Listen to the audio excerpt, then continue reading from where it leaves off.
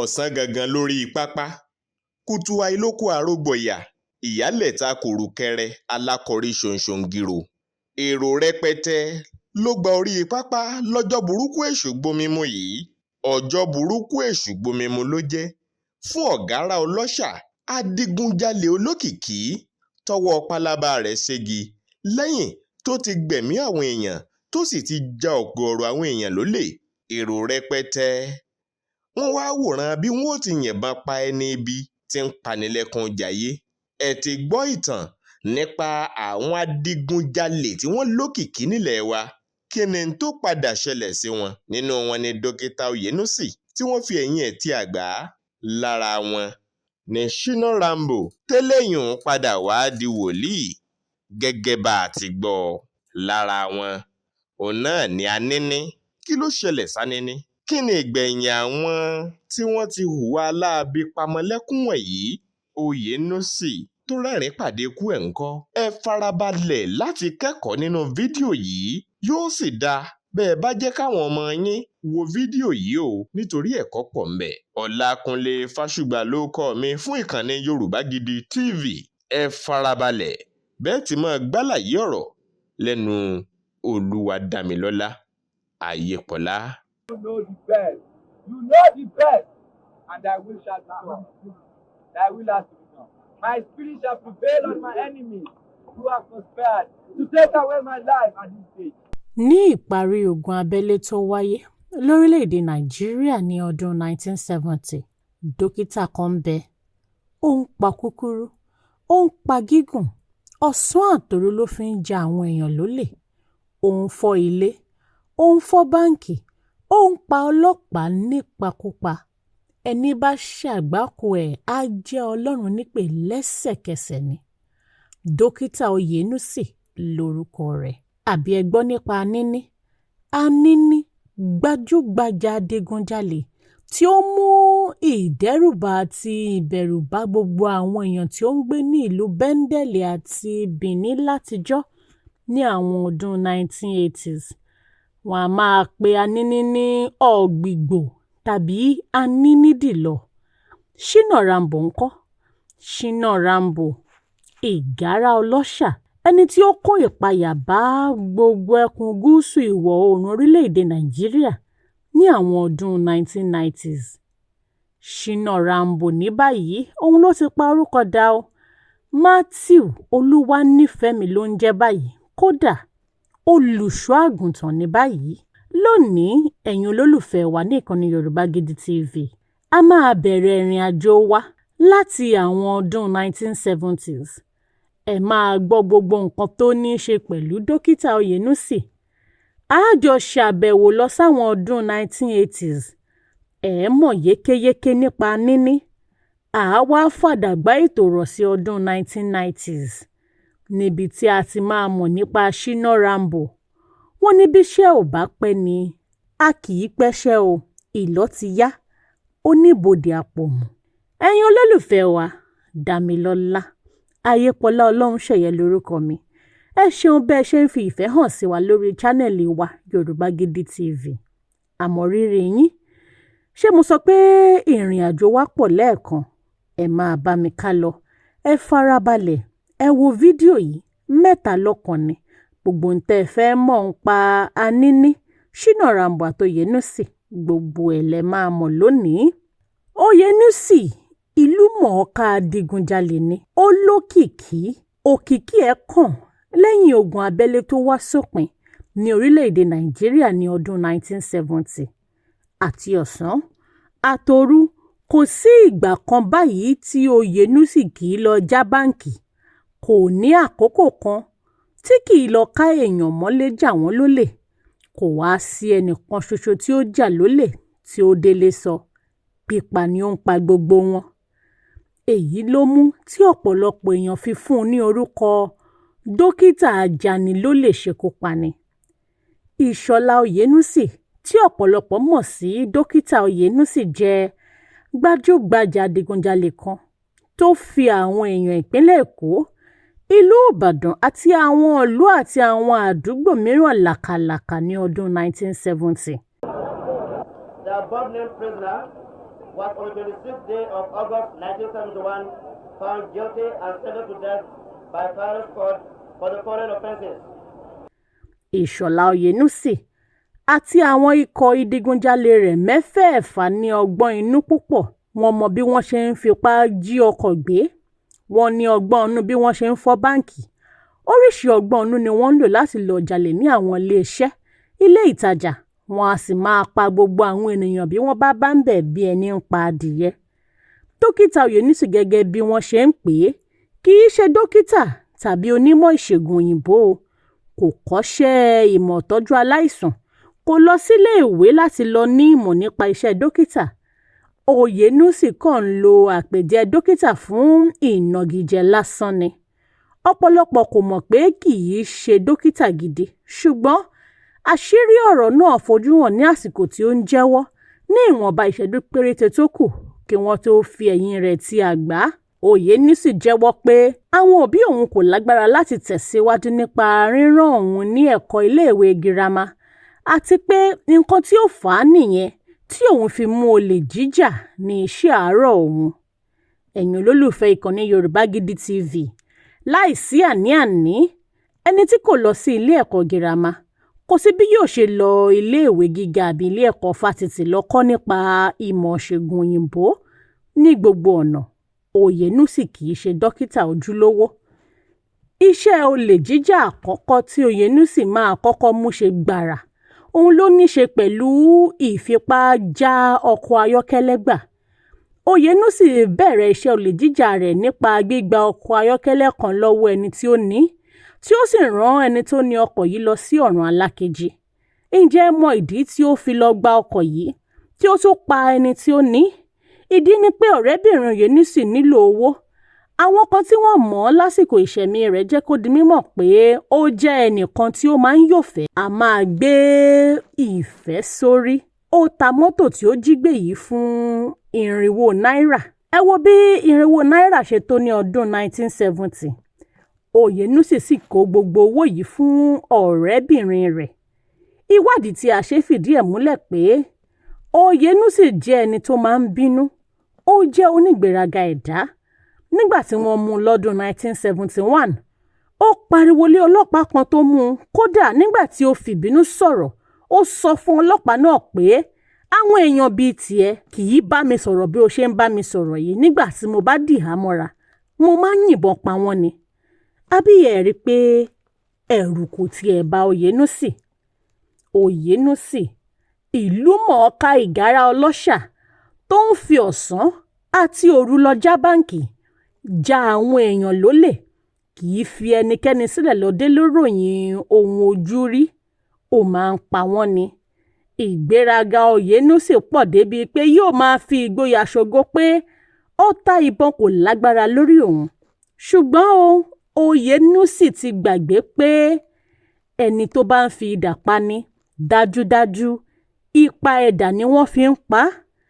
Oyènúsì lókìkí tó jẹ́ wípé àwọn ènìyàn míì kà á kún adigunjalè àkọ́kọ́ ní orílẹ̀-èdè Nàìjíríà tí wọ́n ń bu ọlá fún.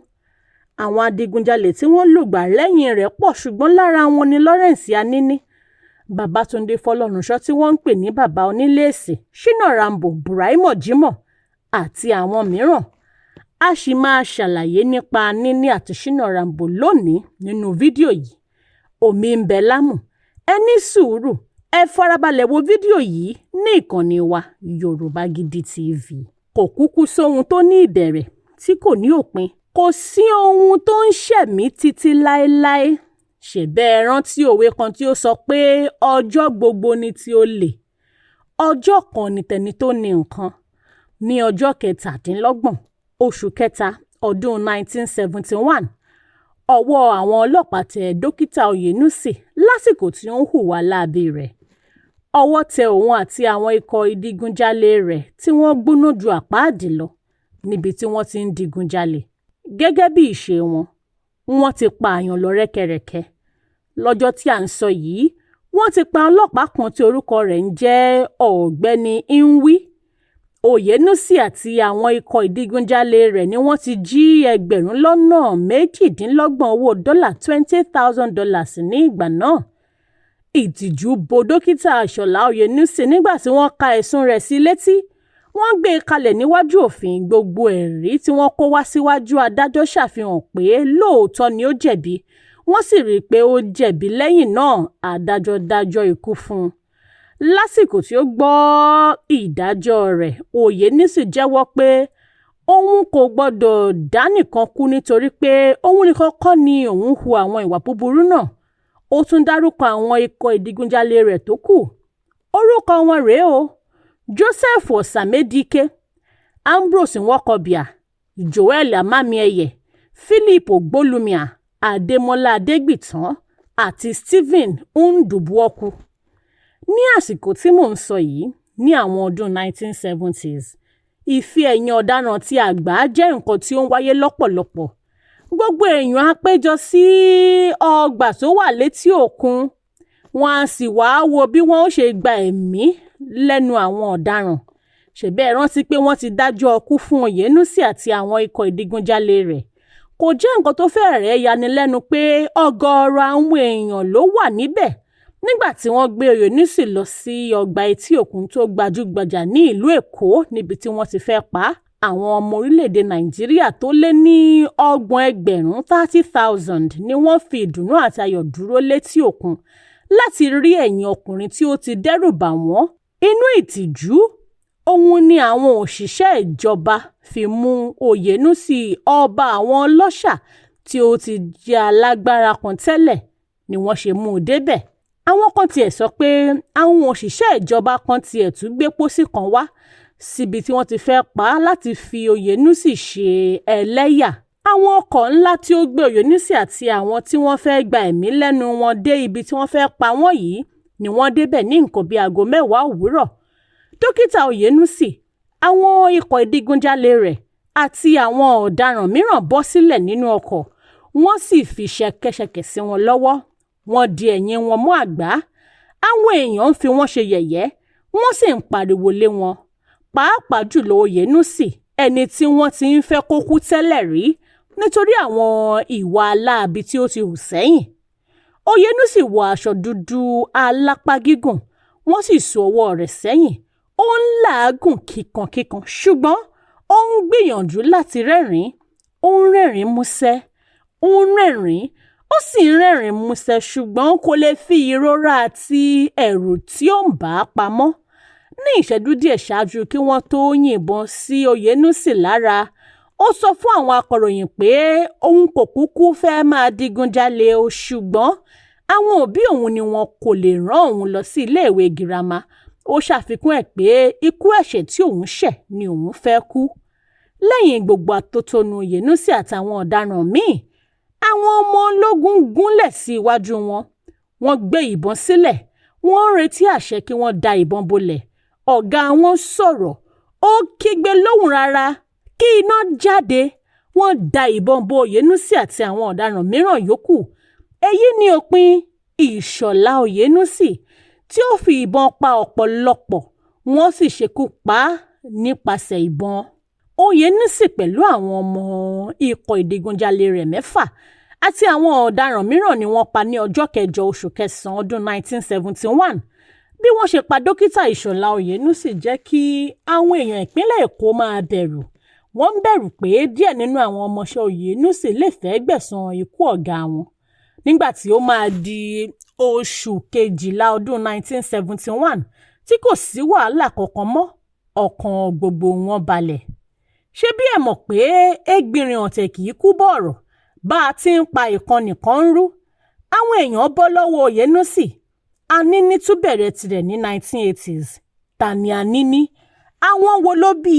Níbo ló ti wá?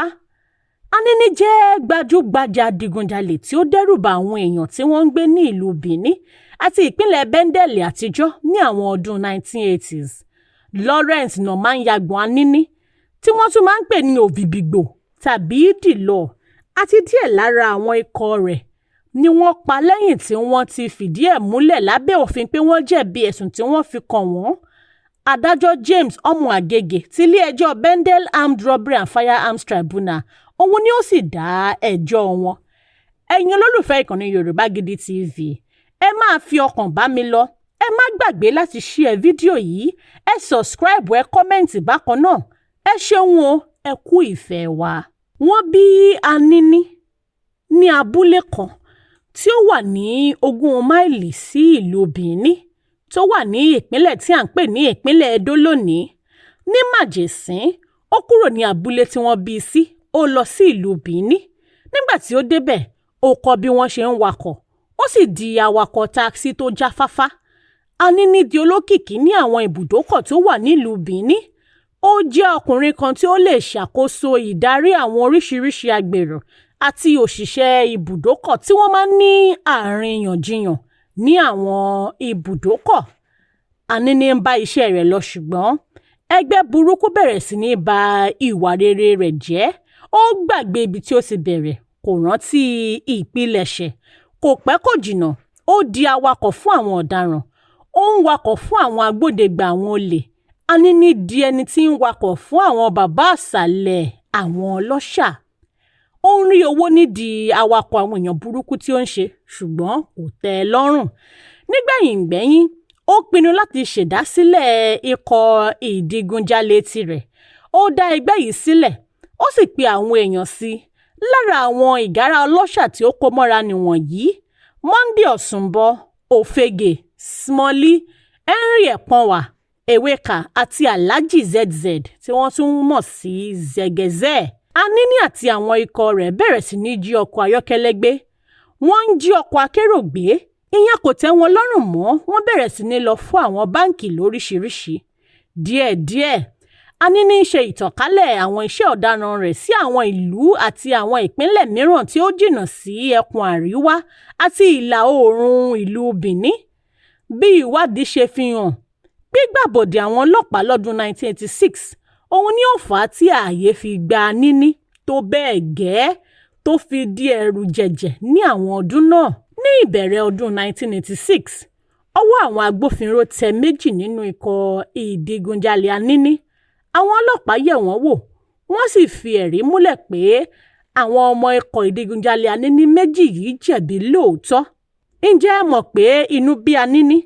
Ohun tó fa ìbínú ni pé kò yẹ kí àwọn ọlọ́pàá fi ẹ̀rí múlẹ̀ torí pé wọ́n ti jọ ní ọ̀rọ̀ àsọtí bòńkẹ́lẹ́ léyìí tó ní ṣe pẹ̀lú pé kí wọ́n má yẹ àwọn ikọ̀ adigunjalè rẹ̀ wò rárá àti rárá.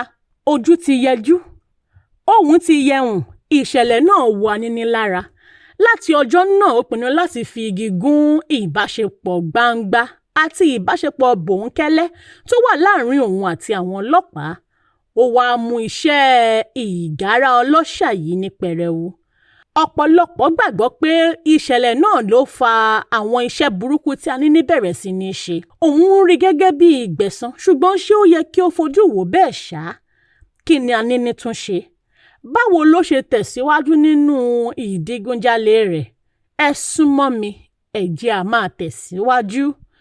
Ní oṣù kẹjọ ọdún 1986, Anini àti àwọn ikọ̀ ìdigunjalè rẹ̀ lọ fọ́ ilé ìfowópamọ́ kan. Wọ́n sì pa ọlọ́pàá kan tí a mọ̀ sí Nathaniel Egbareva.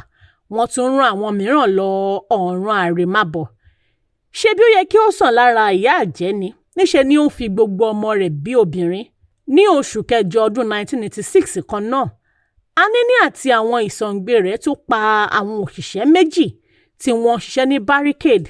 Ṣé bí àwọn òṣìṣẹ́ yìí ni wọ́n ń ṣiṣẹ́ wọn, wọ́n ń gbìyànjú láti dá ọkọ̀ ayọ́kẹ́lẹ́ tí Anini fi ń ṣiṣẹ́ láabi rẹ̀ dúró. Láàárín oṣù 3 péré, Anini ti pa àwọn ọlọ́pàá 9. Ní oṣù kẹjọ ọdún 1986, ikọ̀ ìdigunjalè Anini tún ya wọ First Bank tó wà ní Sabongi Daura nílùú Benin, níbi tí wọ́n ti jí ẹgbẹ̀rún 7 náírà lọ. Bó tilẹ̀ jẹ́ pé iye owó yìí dàbí owó ìdákọ̀mú, ọ̀pọ̀lọpọ̀ èèyàn ni Anini àti àwọn ìsọ̀ǹgbé rẹ̀ tún pa. Ní ọjọ́ 6 oṣù kẹsàn-án ọdún 1986 yìí kan náà, Anini àti àwọn ikọ̀ rẹ̀ já ọkọ̀ Peugeot 504 kan gbà lọ́wọ́ Albert Otoye, ẹni tí ó jẹ́ gbajúgbajà awakọ̀ fún Super Cup Assistant Inspector General of Police Christopher Omebe nígbà náà. Lẹ́yìn tí ó jí ọkọ̀ náà gbé, wọ́n pa awakọ̀ náà, wọ́n sì lọ fi òkú rẹ̀ pamọ́ sí ibì kan. Lẹ́yìn oṣù 3 tí wọ́n ti pa á, ni wọ́n tó rí egungun awakọ̀ yìí ní agbègbè kan tí ó jẹ́ kìlómítà 16 sí ìlú Benin lẹ́bàá òpópónà Benin Agbor. Ní ọjọ́ kan lẹ́yìn ìkọlù yìí, wọ́n tún rí Lawrence Anini nínú ọkọ̀ ayọ́kẹ́lẹ́ Passat kan tí ìwádìí fìdí ẹ̀ múlẹ̀ pé ó jí gbé ni. Anini tún léwájú ikọ̀ ìdigunjalè tó lọ já ọkọ̀ ayọ́kẹ́lẹ́ Peugeot 504 mìíràn gbà nítòsí ọ́fíìsì Fedeco tẹ́lẹ̀ ní ìlú Benin. Lẹ́yìn ọjọ́ méjì lẹ́yìn ìṣẹ̀lẹ̀ yìí, àwọn arákùnrin Anini tún pa ọlọ́pàá méjì ní ìjọba ìbílẹ̀ Oríọ̀hàn ní ìpínlẹ̀ náà. Ẹ̀mí èèyàn wá jẹ́ nǹkan kan lójú Anini, ó kàn ń hùwà láabi rẹ̀ lọ ni. Nínú oṣù yẹn kan náà, ìkọlù ìjà ọkọ̀ gbà mẹ́ta ọ̀tọ̀ọ̀tọ̀ ni ó wáyé tí gbogbo wọn tọ́ka sí Anini. Lẹ́yìn ìjà ọkọ̀ gbà wọ́n tún pa oríṣiríṣi èèyàn. Wọ́n pa Frank Onuarumi, òṣìṣẹ́ tẹ́lẹ̀ ní ìwé ìròyìn Nigerian Observer. Wọ́n pa ìyáàfin Rẹ̀mí Ṣọ́bánjọ, oníṣirò owó tí ó jáfáfá. Wọ́n já ọkọ̀ ayọ́kẹ́lẹ́ Mercedes-Benz kan gbà ní ìlú Benin tí ó jẹ́ ti ọba ìlú Gélì tí wọ́n ń pe orúkọ rẹ̀ ní Ovie.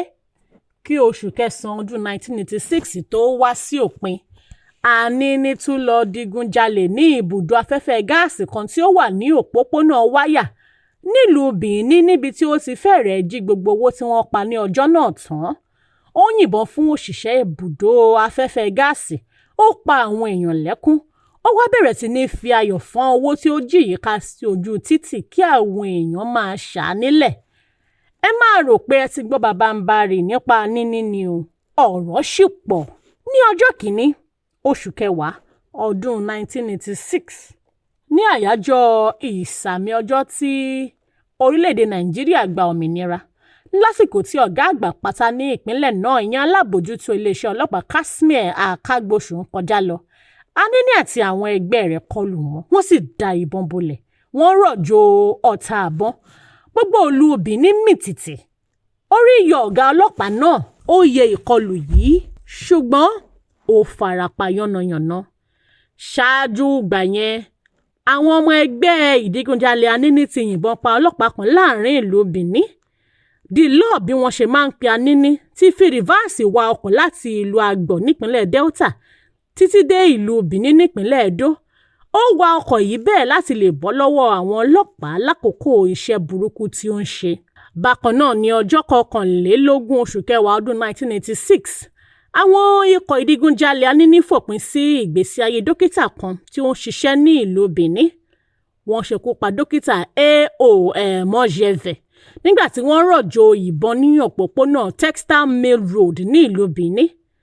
Anini àti àwọn ẹgbẹ́ rẹ̀ tún lọ digun bá ilé ìfowópamọ́ African Continental Bank ẹ̀ka tìlú Agbor tí wọ́n sì jí owó tó tó nǹkan bíi $56 náírà lọ. Ní ọjọ́ kan lẹ́yìn iṣẹ́ burúkú náà, Anini dìlọ̀ sọ ara rẹ̀ di bàbá Kérésìmesì bí ó ti ń fọ́n owó ká sí orí títì. Àwọn ọkùnrin àti àwọn obìnrin ní abúlé kan tó wà nítòsí ìlú Benin sáré sí títì, wọ́n sì ń ṣa owó yìí. Ìròyìn nípa Anini fẹ́rẹ̀ẹ́ pọ̀ tó jẹ́ pé ó fẹ́rẹ̀ẹ́ bo ìgbésí ayé Ìṣọ̀lá Oyènúsì, ọba àwọn adigunjalè tó lògbà ní ọdún 1970s lọ. Anini ṣe báyìí hu àwọn ìwà burúkú, ìwà apanijayé, ìwà apamọ́lẹ́kúnjayé tí ó fa ìbẹ̀rùbojo sí àárín ìlú pàápàá jùlọ láàrin oṣù kẹjọ sí oṣù kejìlá ọdún 1986. Anini tún gbóyà, yóò tún máa kọ ọ̀pọ̀lọpọ̀ lẹ́tà sí àwọn iléeṣẹ́ ìròyìn. A máa lo àwọn ìfọ̀rọ̀dárà tó ní ṣe pẹ̀lú ọ̀rọ̀ ìṣèlú àti àwọn ọ̀rọ̀ bíi Robin Hood láti ṣàpèjúwe àwọn iṣẹ́ ọ̀daràn rẹ̀. Ó ti wá ń fẹ́ dàbí ẹni pé Anini àti àwọn ọmọ ẹgbẹ́ ìdigunjalè rẹ̀ dàbí omi tí kò ṣeé ta ní kókó. Ààrẹ ológun ìgbà náà, Ọ̀gágun Ibrahim Babangida, pàṣẹ pé kí wọ́n dá àwọn ọ̀tẹlẹ̀múyẹ́ síta, kí wọ́n sì ṣe àwárí Anini àti àwọn ìsọ̀ǹgbé rẹ̀. Kíá ni àwọn ọlọ́pàá bẹ̀rẹ̀ iṣẹ́ wọn. Wọ́n fọ́ gbogbo àwọn ìlú tó wà nípínlẹ̀ Bendel nígbà náà. Wọ́n bẹ̀rẹ̀ sí ní wá wọn lọ sí àwọn ibi tí wọ́n ti ń ṣiṣẹ́ àti àwọn ibi tí wọ́n ń gbé. Gbogbo ìwà tí àwọn Anini àti àwọn ikọ̀ ìdigunjalè rẹ̀ ń hù yìí ti kó jìnnìjìnnì bá àwọn èèyàn orílẹ̀-èdè Nàìjíríà. Síbẹ̀síbẹ̀, Àwọn ọlọ́pàá kò dẹ́kun láti máa wá wọn, ṣùgbọ́n àwọn ọlọ́pàá kò rí wọn. Wọ́n wá ń ṣe bí ẹni wípé kò sẹ́ni tó lè mú àwọn. Bí àwọn ọlọ́pàá ṣe ń ṣọdẹ wọn tó, bẹ́ẹ̀ náà ni ìgbòkègbodò ìwà láabi wọn ṣe ń gbilẹ̀ sí. Àwọn kan lára àwọn ará àdúgbò tí wọ́n ń gbé ní àwọn ibi tí Anini àti àwọn ikọ̀ ìdigunjalè rẹ̀ ti ń lògbà náà ti bẹ̀rẹ̀ sí ní sọ pé wọn kò lè ṣẹ́gun wọn. Ṣé kò wá fẹ́ dàbí wípé wọn kò lè mú wọn ni? Lẹ́yìn ìparí ìpàdé kan tí ó wáyé nínú oṣù kẹwàá ọdún 1986, èyí tí ìgbìmọ̀ ìdájọ́ àwọn ológun ti orílẹ̀-èdè Nàìjíríà gbé kalẹ̀, ìgbìmọ̀ ìdájọ́ yìí ni ó ga jùlọ lásìkò náà. Ọ̀gágun Ibrahim Babangida kọjú sí ọ̀gá àgbà pátá fún iléeṣẹ́ ọlọ́pàá nígbà náà, ìyẹn IG Etim Inyang. Ó béèrè lọ́wọ́ rẹ̀ pé, ọ̀rẹ́ mi, níbo ni Anini wà?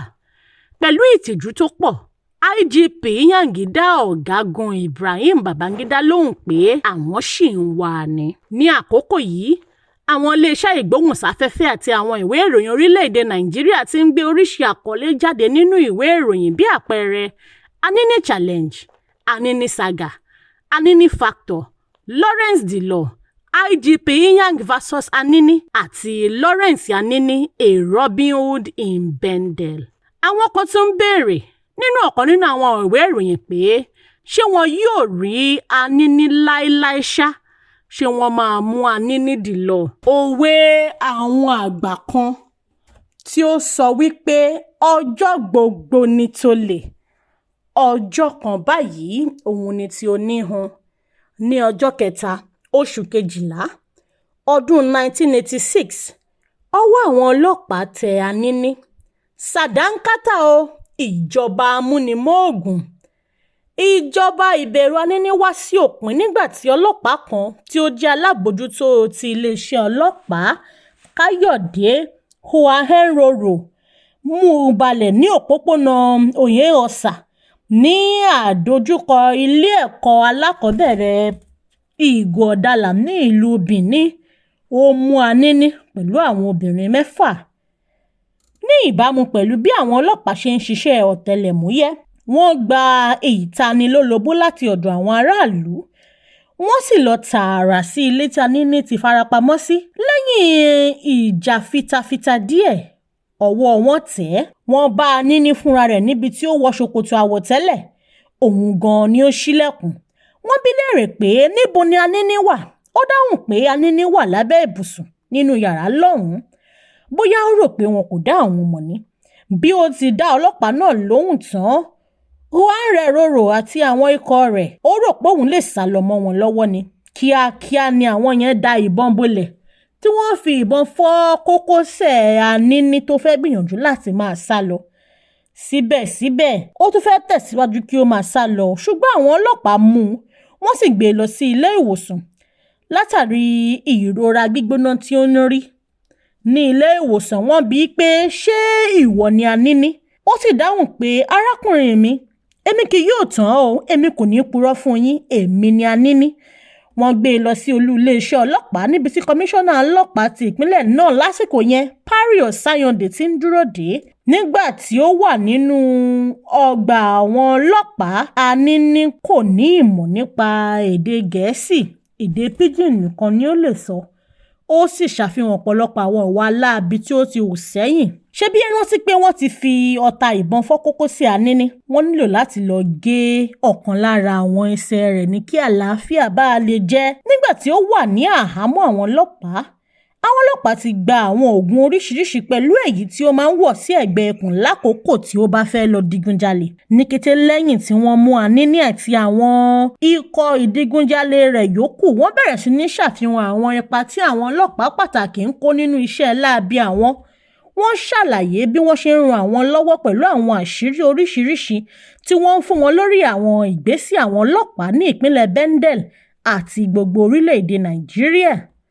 Nítorí pé wọ́n ti gé ẹsẹ̀ rẹ̀, orí wheelchair ni Anini wà fún gbogbo ìgbà tí wọ́n fi ń ṣe ẹjọ́ rẹ̀.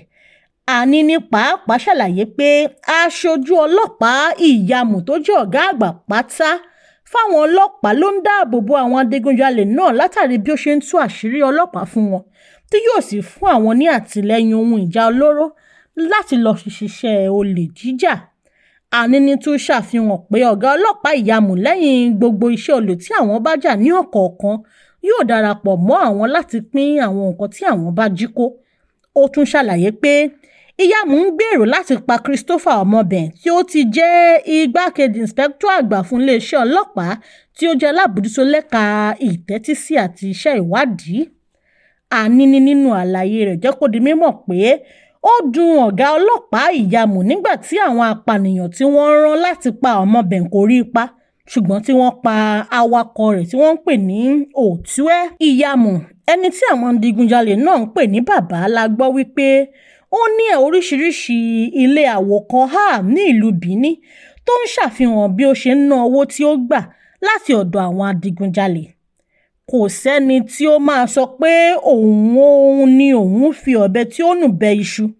Ìyàmù ní apá ọ̀dọ̀ tirẹ̀ sọ pé òun kò mọ nǹkan kan nípa ìfọwọ́sowọ́pọ̀ Àníní, ṣùgbọ́n Àníní dúró lórí ọ̀rọ̀ tí ó sọ. Nínú àwọn ọlọ́pàá 10 tí Àníní sọ pé àwọn jọ ń ṣiṣẹ́ tó ń ṣùgbà ìdigunjalè àwọn, 5 ni ó jẹ̀bi nínú wọn. Àníní àti àwọn afurasí olè jíjà tó kù pẹ̀lú Ìyàmù àti àwọn yòókù rẹ̀ ni wọ́n dájọ́ ikú fún. Ní ìgbà tí ìdájọ́ ń lọ lọ́wọ́, onídàájọ́ Ọmọ Àgègè sọ pé Àníní yóò jẹ́ ìrántí láéláé nínú ìtàn orílẹ̀-èdè yìí, ṣùgbọ́n yóò jẹ́ ìrántí àìnípẹ̀kun nítorí àwọn èèyàn kò ní fún àwọn ọmọ wọn ní orúkọ náà mọ́. Wọ́n pa Àníní àti àwọn ọmọ ìdigunjalè rẹ̀ ní ọjọ́ Sátidé tí ó kẹ́yìn nínú oṣù kẹta ọdún 1987. Wọ́n ti pa Ọ̀sùnbọ̀ àti CSP Ìyàmù ní ọ̀sẹ̀ díẹ̀ sẹ́yìn kí wọ́n tó pa Àníní àti àwọn ìsọ̀ǹgbé rẹ̀. Ṣebí lẹ́yìn ikú Oyènúsì àti ikú Àníní, ṣé ó yẹ kí èèyàn kan tún gbé igbá olè jíjà ṣá? Ẹnìkan gbégbá rẹ̀ ó tirẹ̀ tún fẹ́ẹ́ le ju ti wọn lọ. Ta ni mò ń sọ nípa rẹ̀? Shina Rambo ni. Ní ìgbà kan, Shina Rambo, bí èèyàn bá mẹ́nu kan orúkọ rẹ̀, yóò jẹ́ kí ọ̀pọ̀lọpọ̀ máa gbọ̀nni ní orílẹ̀-èdè Nàìjíríà. Rambo jẹ́ gbajúgbajà adigunjalè tí ó lóògùn, a sì máa bá èèyàn lẹ́rù. Kódà àwọn ọlọ́pàá pàápàá ń bẹ̀rù rẹ̀. Nínú ìwádìí wa, ìtàn ìgbésí ayé ògbóǹtarìgì adigunjalè tí ó ní ìhámọ́ra ogun ṣùgbọ́n tí ó ti yí padà ní ìsinyìí di olùṣọ́ àgùntàn lónìí jẹ́ ìyàlẹ́nu ńlá. Shina Rambo jẹ́ ìgárá ọlọ́ṣà tẹ́lẹ̀ rí tí ó sì fi ìpayà sí ọkàn ọ̀pọ̀lọpọ̀ àwọn èèyàn tí ó ń gbé ní ẹkùn gúúsù ìwọ̀ oòrùn orílẹ̀-èdè Nàìjíríà ní àwọn ọdún 1990s. Lẹ́yìn tí ó ti fi ṣòkòtò péńpé roko ọba ní àtìmọ́lé Agodi fún àwọn ìwà ọ̀daràn rẹ̀, ó yí padà ó di ajíhìnrere, ó di pásítọ̀ ajíhìnrere Kristẹni. Shina Rambo ní báyìí ni a mọ̀ sí Matthew Olúwanífẹ̀mí. Pásítọ̀ ni kò sì hu ìwà burúkú mọ́. Shina Rambo ó da gbogbo ẹkùn gúúsù ìwọ̀ oòrùn orílẹ̀-èdè Nàìjíríà láàmú. Ó da Benin Republic àti àwọn àdúgbò tó yí ká láàmú ní àwọn ọdún 1990s. Ó jẹ́ ọ̀daràn líle, ó ní ẹ̀rù lára, apànìyàn ni. Ó jẹ́ ẹnìkan tí àwọn òṣìṣẹ́ iléeṣẹ́ aláàbò kò lè gbàgbé ní kíákíá. Ọkùnrin kan tí ó ga ni, ó ga tó bíi 6 feet 5 inches, àbí ní ọdún 1958 sí ìdílé ọkùnrin ológun kan tí ó jẹ́ èèyàn burúkú lẹ́nu iṣẹ́ rẹ̀. Bàbá rẹ̀ wá láti Abẹ́òkúta ní ìpínlẹ̀ Ògùn, ṣùgbọ́n ìyá rẹ̀ jẹ́ ọmọ bíbí Sambongida Ọ̀rà ní ìpínlẹ̀ Ẹdó. Bàbá rẹ̀ ní ìyàwó 18, gẹ́gẹ́ bó ṣe jẹ́ pé àwọn ológun ìgbà náà a máa fún èèyàn lóyún ní gbogbo ibi tí iṣẹ́ bá gbé wọn lọ.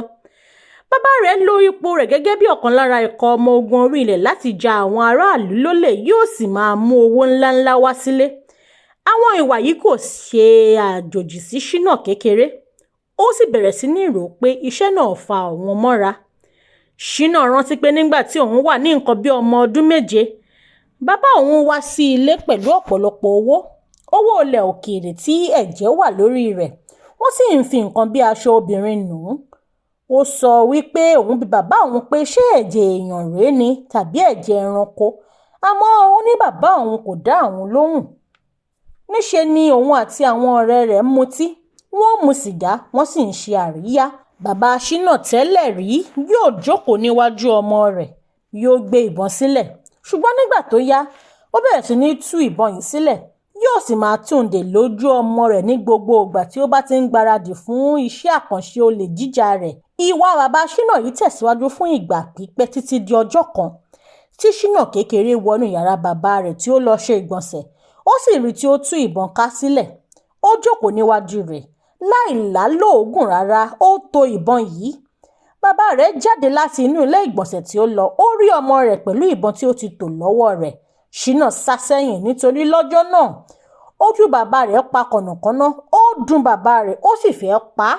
Bàbá Ṣínà gba ìbọn lọ́wọ́ rẹ̀, ó sì yìnbọn sí Ṣínà tààrà. Ṣùgbọ́n iṣẹ́ ìyanu ni ó jẹ́ pé ìbọn kò bá, ó sì sá kúrò nínú yàrá náà. Bàbá Ṣínà kò le o, ó fi lára balẹ̀ di alẹ́ nígbà tí ó máa wọlé wá sùn. Ó wá sí yàrá rẹ̀ pẹ̀lú ọ̀bẹ. Ó gbìyànjú láti fi gé e lórí sọnù, ṣùgbọ́n lẹ́ẹ̀kan sí i, Ṣínà tún sá lọ. Ṣùgbọ́n kí ó tó sá lọ, ọ̀bẹ náà mú ẹsẹ̀ òsì rẹ̀. Ọgbẹ́ náà sì jìn.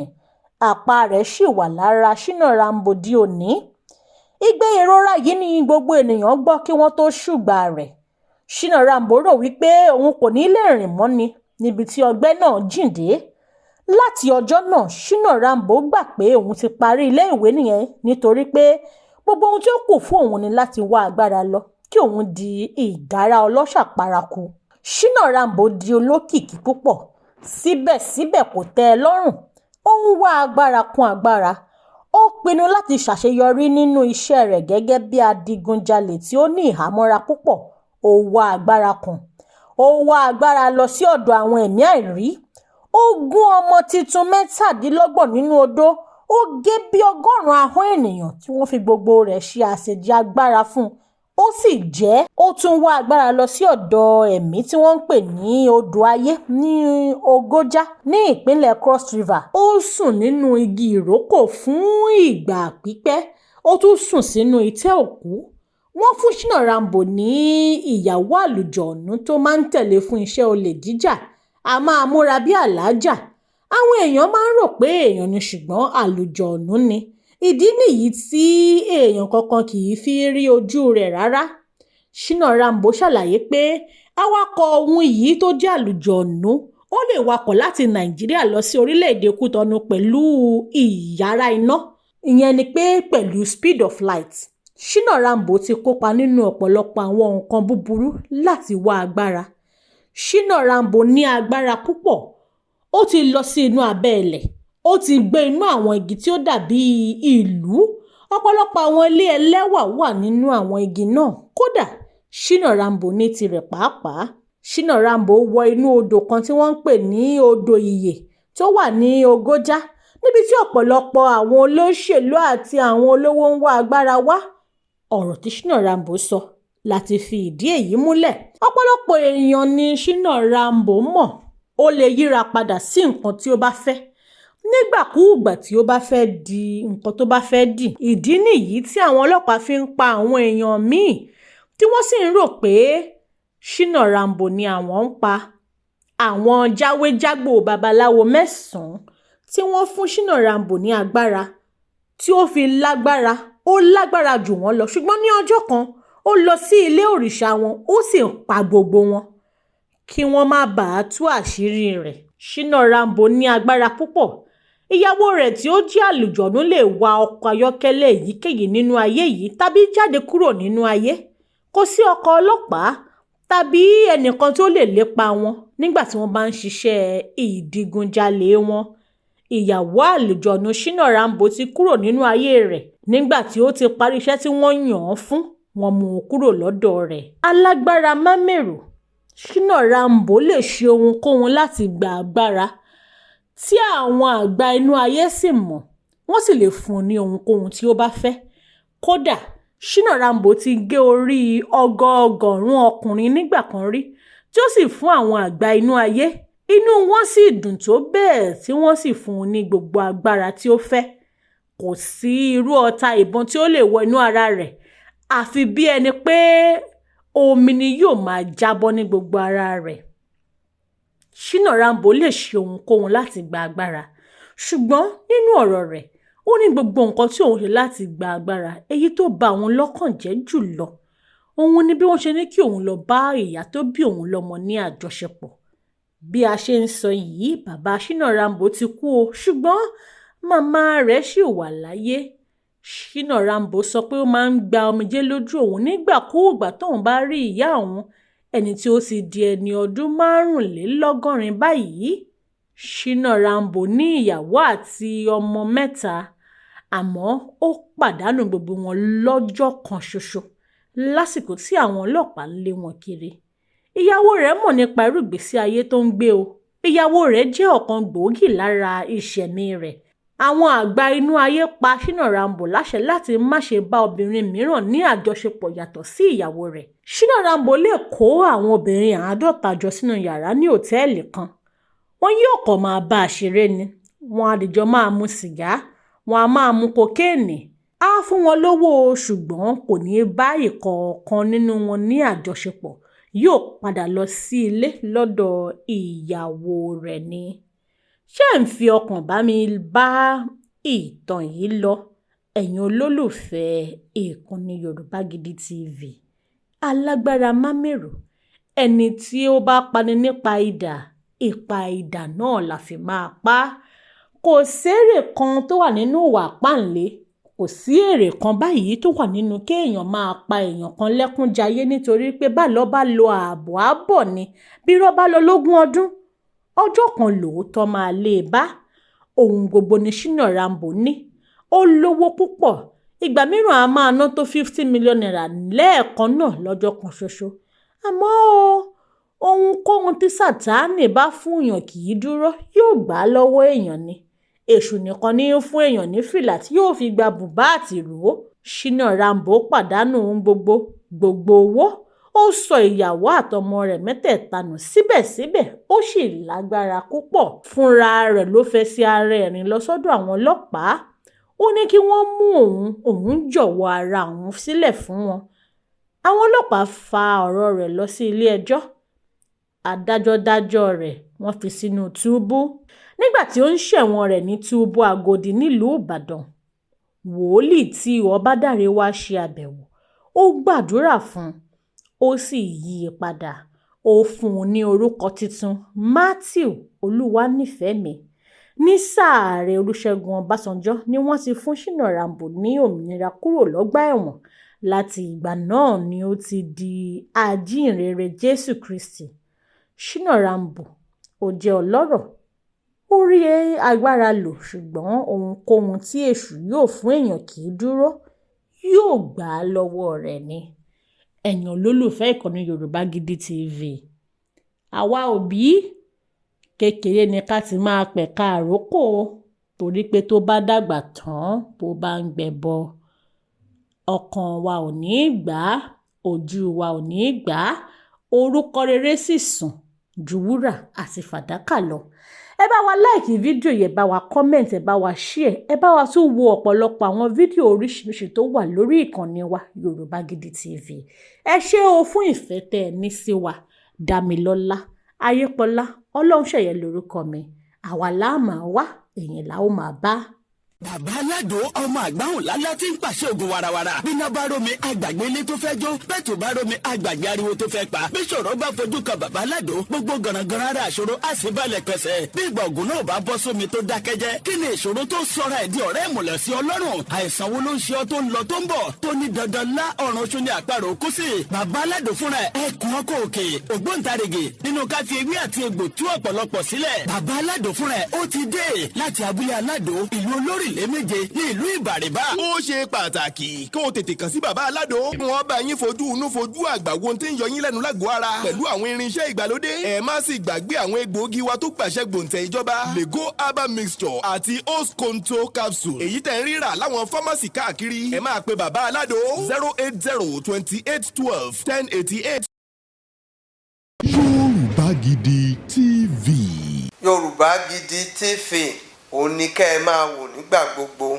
Ẹ fojú yín lóúnjẹ níbi tẹ́ ẹ ti lè kọ́gbọ́n, níbi tẹ́ ẹ ti lè rí àwọn àṣà Yorùbá tó yanjú.